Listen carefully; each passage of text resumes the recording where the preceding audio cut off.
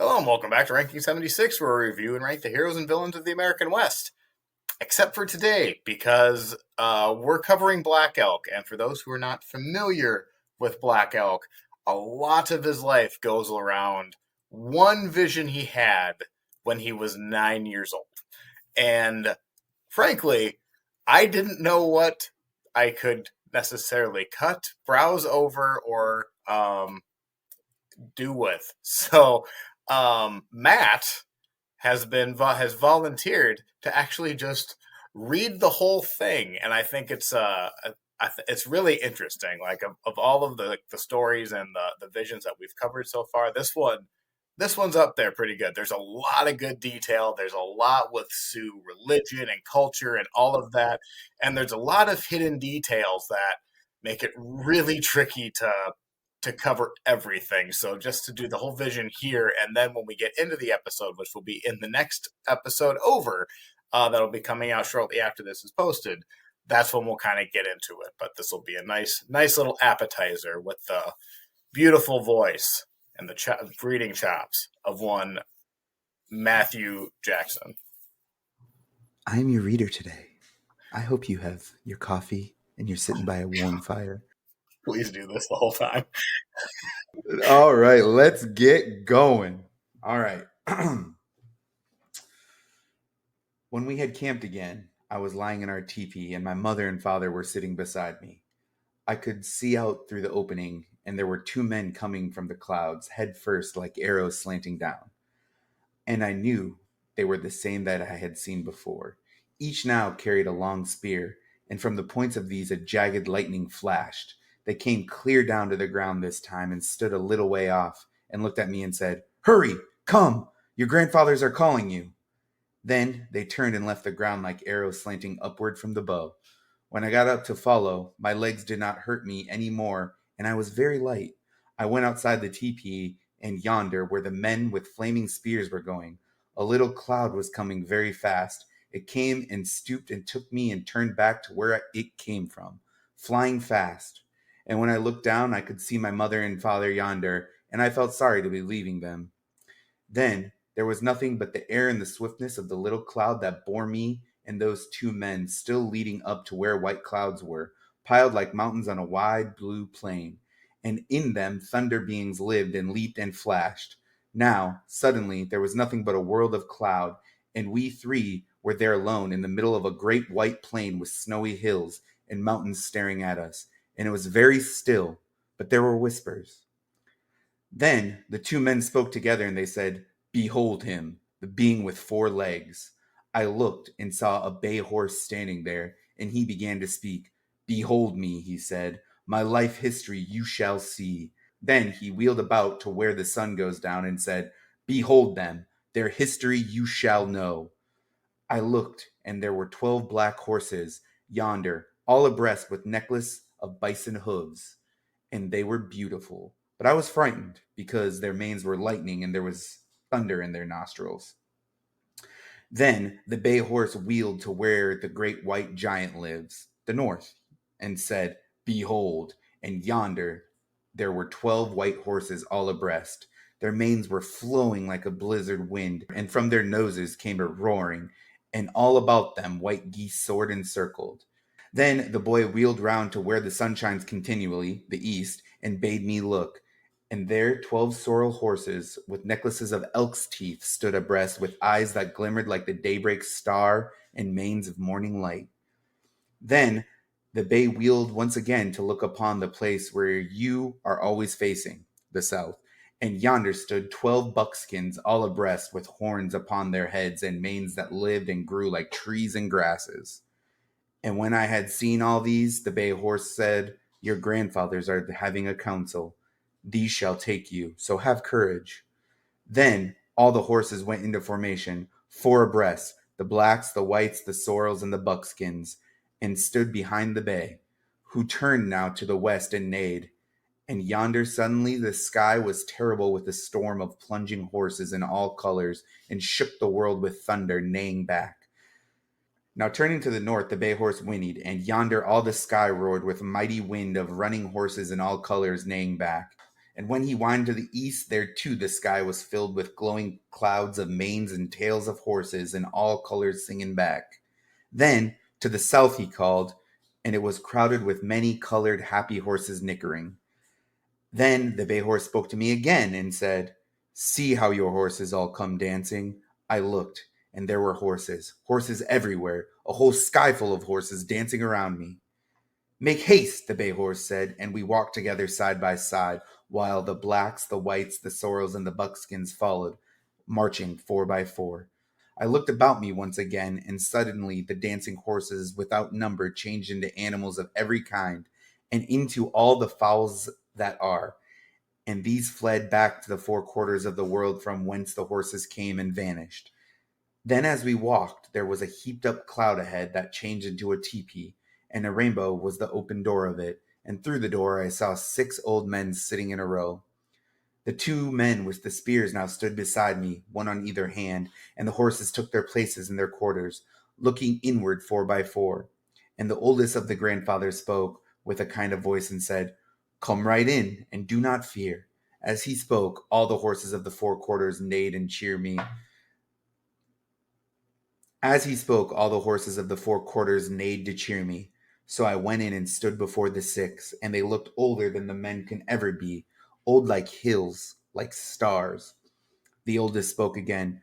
"Your grandfathers all over the world are having a council, and they have called you here to teach you." His voice was very kind, but I shook all over with fear now, for I knew that these were not old men, but the powers of the world, and the first of the power of the west, the second of the north, the third of the east, the fourth of the south, the fifth of the sky, the sixth of the earth. I knew this, and I was afraid until the first grandfather spoke again. "Behold them yonder where the sun goes down, the thunder begins. You shall see, and have from them my power, and they shall take you to the high and lonely center of the earth, that you may see. Even to the place where the sun continually shines, they shall take you there to understand."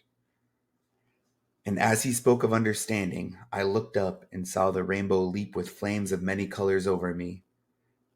Now there was a wooden cup in his hand, and it was full of water, and the water was the sky. "Take this," he said. "It is the power to make live. It is the power to make live, and it is yours." Now he had a bow in his hands. "Take this," he said. "It is the power to destroy, and it is yours." Then he pointed to himself and said, "Look close at him, who is your spirit now, for you are his body, and his name is Eagle Wing Stretches." And saying this, he got up very tall and started running toward where the sun goes down. And suddenly he was a black horse that stopped and turned and looked at me. And the horse was very poor and sick. His ribs stood out.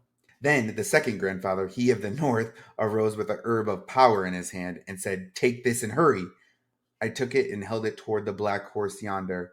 He fattened and was happy and came prancing to his place again and was the first grandfather sitting there. The second grandfather, he of the north, spoke again. "Take courage, younger brother," he said. "On earth a nation you shall make live, for yours shall be the power of the white giant's wing, the cleansing wing." Then he got up very tall and started running toward the north. And when he turned toward me, it was a white goose wheeling. I looked about me now, and the horses in the west were thunders, and the horses of the north were geese. And the second grandfather sang 2 songs that were like this: "They are appearing, may you behold. They are appearing, may you behold. The Thunder Nation is appearing, behold. They are appearing, may you behold. They are appearing, may you behold. The White Geese Nation is appearing, behold." And now it was a third grandfather who spoke. He of where the sun shines continually. "Take courage, younger brother," he said, "for across the earth they shall take you." Then he pointed to where the daybreak star was shining, and beneath the star 2 men were flying. "From them you shall have power," he said, "from them who have awakened all the beings of the earth with roots and legs and wings." And as he said this, he held in his hand a peace pipe, which had a spotted eagle outstretched upon the stem. and the eagle seemed alive, for it was poised there, fluttering, and its eyes were looking at me. With this pipe, the grandfather said, you shall walk upon the earth, and whatever sickens there you shall make well. Then he pointed to a man who had bright red all over, the color of good and of plenty. And as he pointed, the red man lay down and rolled and changed into a bison that got up and galloped toward the sorrel horses of the east, and they too turned to bison, fat and many. And now the fourth grandfather spoke. And now the fourth grandfather spoke. He of the place where you are always facing, the south. Whence comes the power to grow, younger brother? He said. With the powers of the four quarters you shall walk, a relative. Behold, the living center of a nation I shall give you, and with it many you shall save. And I saw that he was holding in his hand a bright red stick, and it was alive. And as I looked, it sprouted at the top and sent forth branches. And on the branches many leaves came out and murmured, and in the leaves the birds began to sing. And then, for just a little while, I thought I saw beneath it in the shade the circle of villages of people and every living thing with roots or legs or wings, and all were happy. It shall stand in the center of the nation's circle, said the grandfather, a cane to walk with and a people's heart. And by your powers you shall make it blossom. Then, when he had been still a little while to hear the birds sing, he spoke again. Behold the earth. So I looked down and saw it lying yonder like a hoop of peoples, and in the center bloomed the holy stick that was a tree, and where it stood there crossed two roads, a red one and a black. From where the giant lives, the north, to where you always face, the south, the red road goes, the road of good, the grandfather said, and on it shall your nation walk. The black road goes from where the thunder begins live, the west, to where the sun continually shines, the east. A fearful road, a road of troubles and of war. On this also you shall walk, and from it you shall have a power to destroy a people's foes, and for a sense you shall walk the earth with power. I think he meant that I should see four generations counting me, and now I am seeing the third. Then he rose very tall and started running toward the south, and was an elk, and as he stood among the buckskins yonder, they too were elks. Now the fifth grandfather spoke, the oldest of them all, the spirit of the sky. My boy, he said, I have sent for you, and you have come. My power you shall see. He stretched his arms and turned into a spotted eagle hovering. Behold, he said, all the wings of the air shall come to you, and they and the winds and the stars shall be like relatives. You shall go across the earth with my power. Then the eagle soared above my head and fluttered there, and suddenly the sky was full of friendly wings all coming toward me. Now I knew the sixth grandfather was about to speak, he who was the spirit of the earth, and I saw that he was very old, but more as men are old. His hair was long and white, his face was all in wrinkles, and his eyes were deep and dim. I stared at him, for it seemed I knew him somehow, and as I stared, he slowly changed, for he was growing backwards into youth, and when he had become a boy, I knew that he was myself, with all the years that would be mine at last. When he was old again, he said, my boy, have courage, for my power shall be yours, and you shall need it, for your nation on the earth will have great troubles. Come. He rose and tottered out through the rainbow door, and as I followed, I was riding on the bay horse who had talked to me at first and led me to that place. Then the bay horse stopped and faced the black horses of the west, and the voice said, they have given you the cup of water to make live the greening day, and also the bow and arrow to destroy. The bay neighed, and the 12 black horses came and stood behind me, four abreast. The bay faced the sorrels of the east, and I saw that they had morning stars upon their foreheads, and that they were very bright. And the voice said, they have given you the sacred pipe, and the power that is peace, and the good red day. The bay neighed, and the 12 sorrels stood behind me, four abreast. My horse now faced the buckskins of the south, and the voice said, they have given you the sacred stick and your nation's hoop, and the yellow day, and in the center of the hoop you shall set the stick and make it grow into a shielding tree and bloom. The bay neighed, and the 12 buckskins came and stood behind me, four abreast. Then I knew that there were riders on all the horses there behind me, and a voice said, "Now you shall walk the black road with these, and as you walk, all the nations that have roots or legs or wings shall fear you." So I started, riding toward the east down the fearful road, and behind me came the horsebacks, four abreast, the blacks, the whites, the sorrels, and the buckskins, and far away above the fearful road the daybreak star was rising very dim.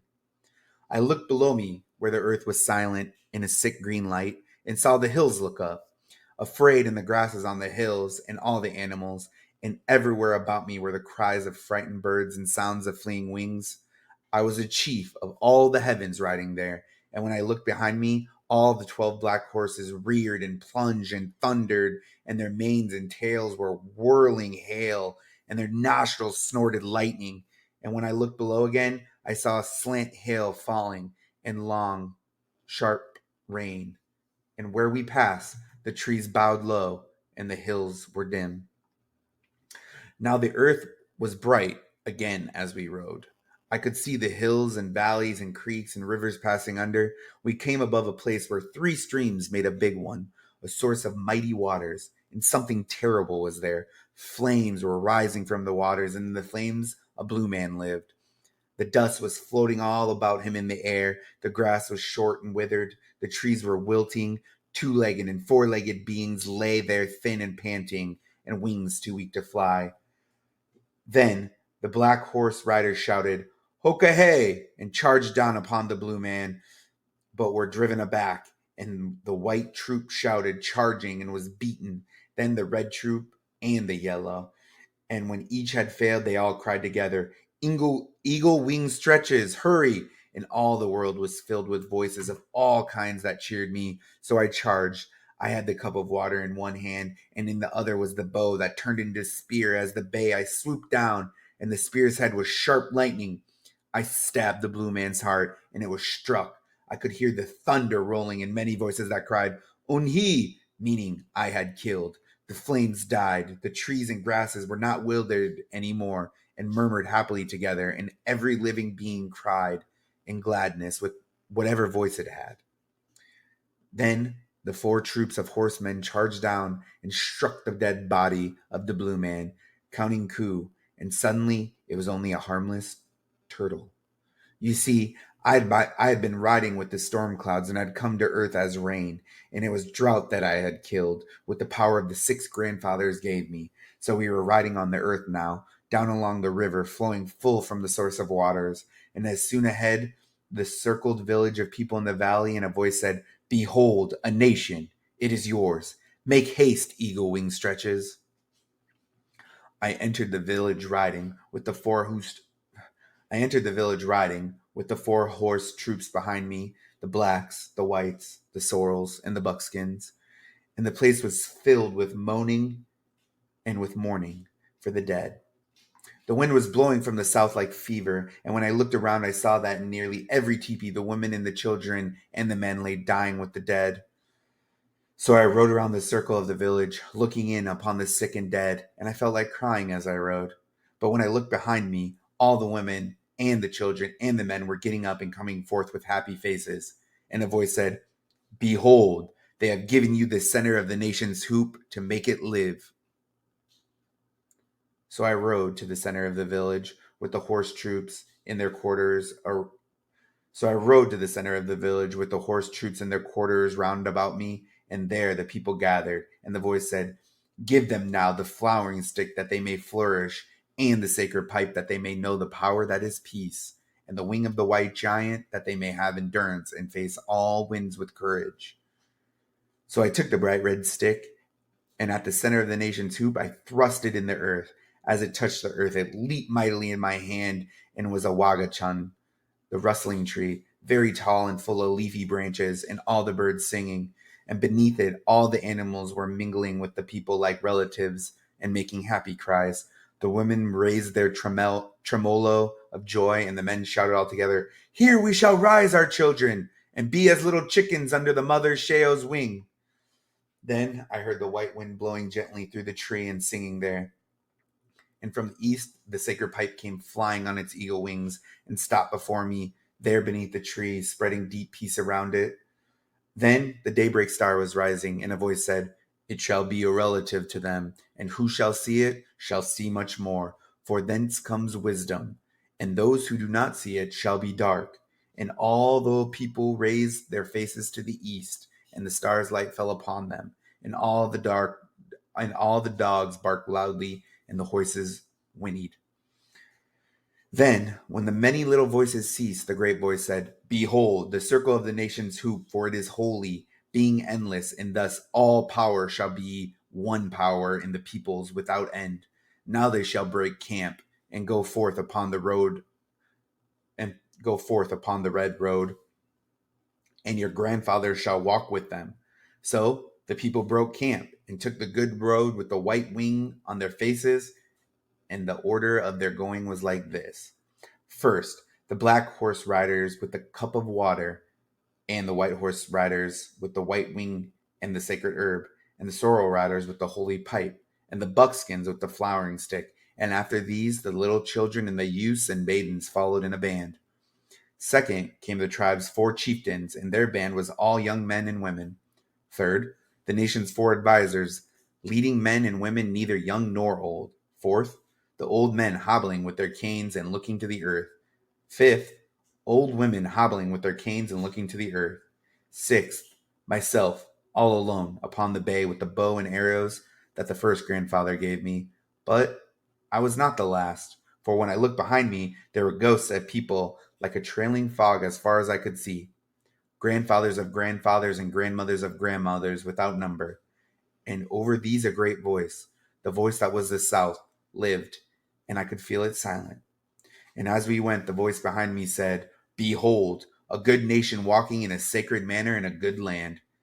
Then I looked up and saw that there were 4 ascents ahead, and these were generations I should know. Now we were on the first ascent, and all the land was green. And as the long line climbed, all the old women and men raised their hands, palms forward, to the far sky yonder, and began to croon a song together. And the sky ahead was filled with clouds of baby faces. When we came to the end of the first ascent, we camped in the sacred circle as before, and in the center stood the holy tree, and still the land about us was all green. Then we started on the second ascent, marching as before, and still the land was green, but it was getting steeper. And as I looked ahead, the people changed into elks and bisons and all 4-footed beings, and even into fowls, all walking in a sacred manner on the good red road together. And I myself was a spotted eagle soaring above them. But just before we stopped to camp at the end of that ascent, all the marching animals grew restless and afraid that were not what they had been, and began sending forth voices of trouble, calling to their chiefs.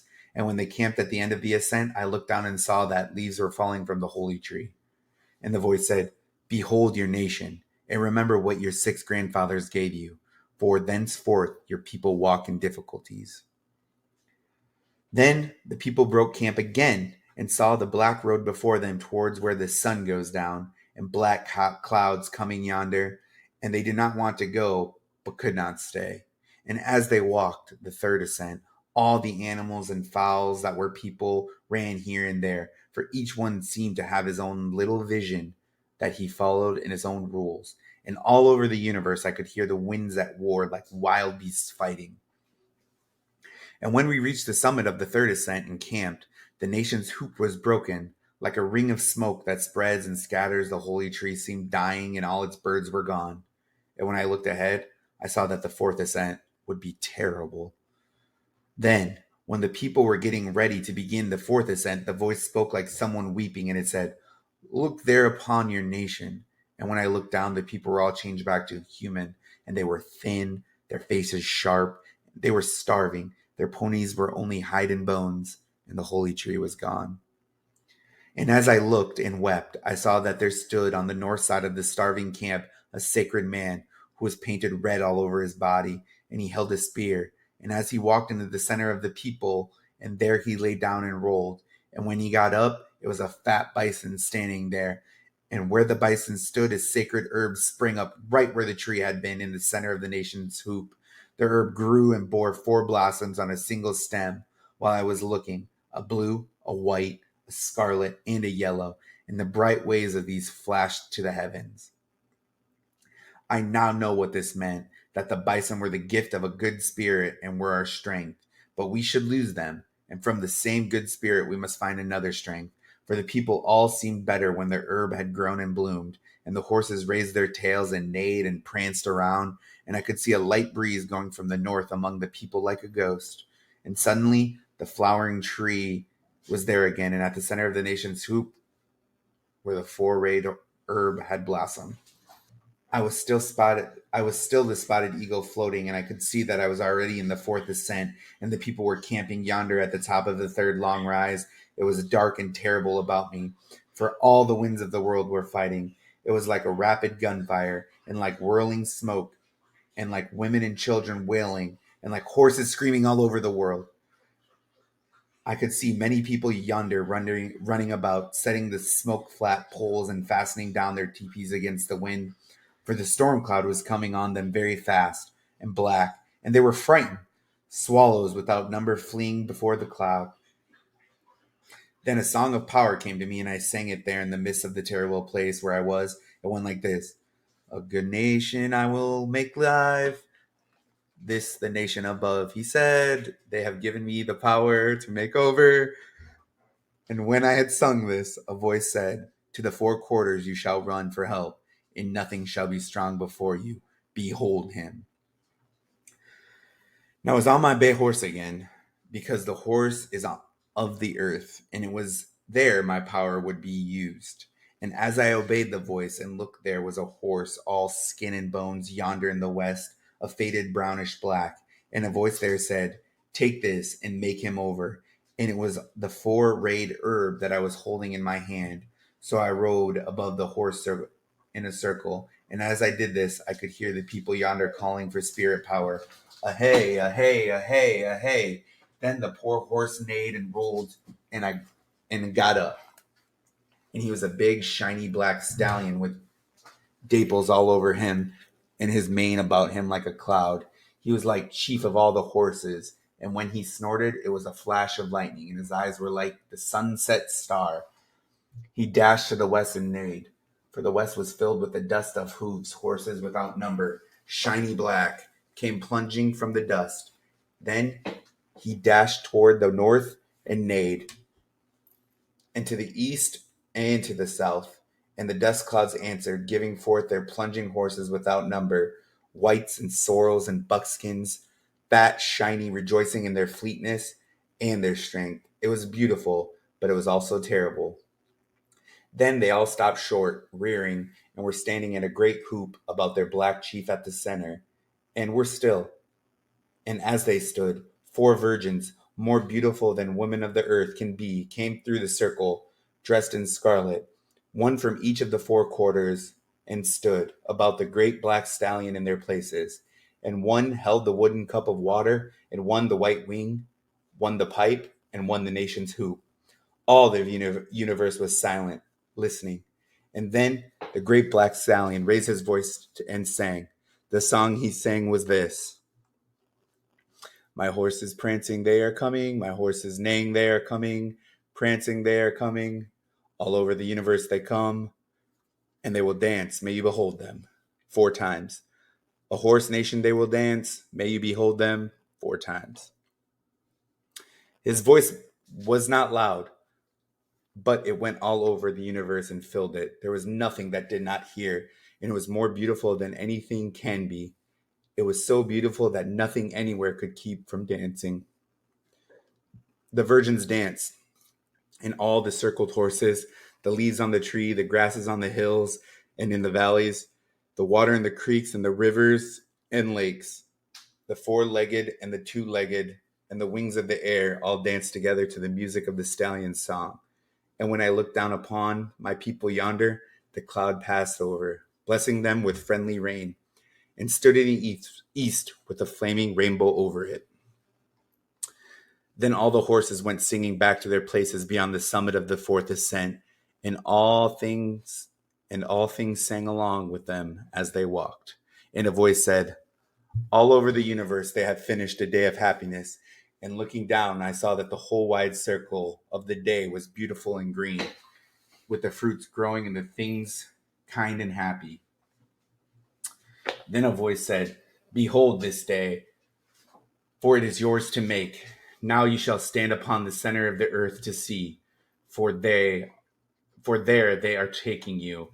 I was on my bay horse, and once more I felt the riders of the west, the north, the east, the south, behind me in formation as before, and we were going east. I looked ahead and saw the mountains there with rocks and forests on them, and from the mountains flashed all colors upward to the heavens. Then I was standing on the highest mountain of them all, and round about beneath me was the whole hoop of the world. And while I stood there, I saw more than I can tell, and I understood more than I saw. For I was seeing in a sacred manner the shapes of all things in the spirit, and the shape of all shapes that they must live together like one being. And I saw that the sacred hoop of my people was one of many hoops that made one circle, wide as daylight and as starlight, and in the center grew one mighty flowering tree to shelter all the children of one mother and one father. And I saw that it was holy. Then, as I stood there, two men were coming from the east, head first like arrows, flying, and between them rose the daybreak star. They came and gave a herb to me and said, "With this on earth you shall undertake anything and do it." It was the daybreak star herb, the herb of understanding, and they told me to drop it on the earth.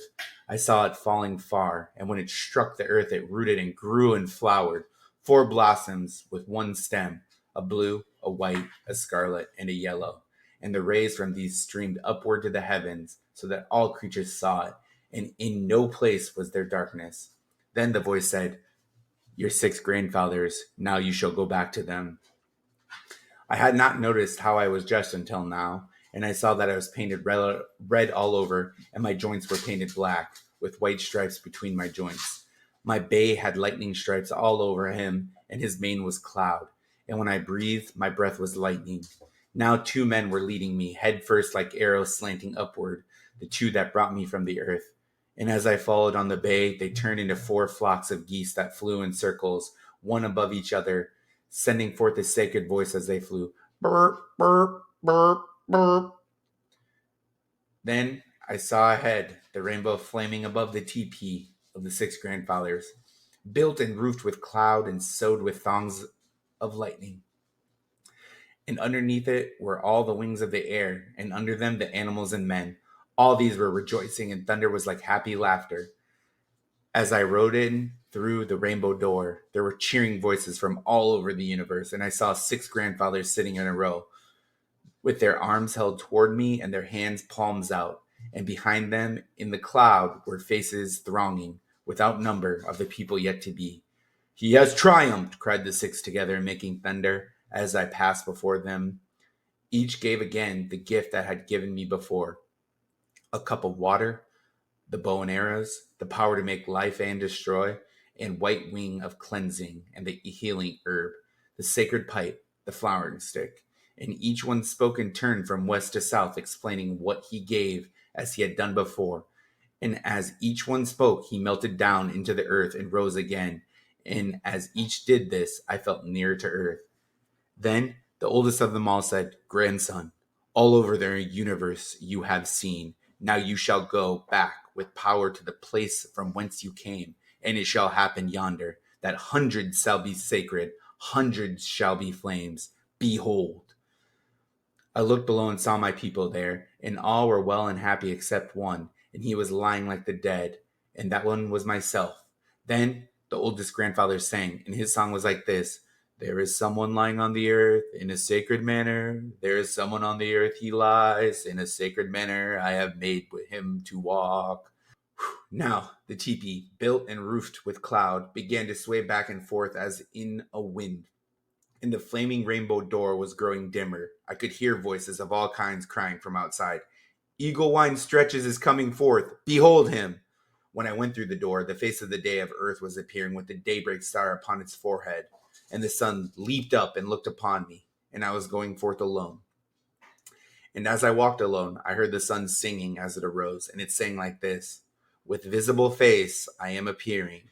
In a sacred manner I appear, for the greening earth a pleasantness I make. The center of the nation's hoop I have made pleasant. With visible face, behold me, the four-legged and two-legged, I have made them to walk. The, the wings of the air I have made them to fly. With visible face I appear. My day I have made it holy. When the singing stopped, I was feeling lost and very lonely. Then a voice above me said, "Look back!" And it was a spotted eagle that was hovering over me and spoke. I looked, and where the flaming rainbow teepee, built and roofed with cloud, had been, I saw only the tall rock mountain at the center of the world. I was all alone, on a broad plain now, with my feet upon the earth, alone. But for the spotted eagle guarding me, I could see my people's village far ahead, and I walked very fast, for I was homesick now. Then I saw my own teepee, and inside I saw my mother and my father bending over a sick boy that was myself. And as I entered the teepee, someone was saying, "The boy is coming too. You had better give him some water." Then I was sitting up, and I was sad because my mother and father didn't seem to know I had been so far away. All right. Well, that was Black Elk's Vision as presented by Matthew Fox Jackson. Thank Matthew you. J. Jackson. Thank you. Feeling good? If you liked listening, please check out our other episodes where you can sometimes hear this raspy, nice voice. That will take us to the end of our reading today. So this is just a very long snippet of a 9-year-old boy's vision that he had when he was 9 years old. And in order to know more about it, you're going to have to listen to part 1 of Black Elk, which should be the next episode in the feed. So thank you, everyone, for listening to this. If you're listening on YouTube, thank you. If you're listening on Podbean, Apple, all of those, thank you. And we'll see you in a little bit. Bye.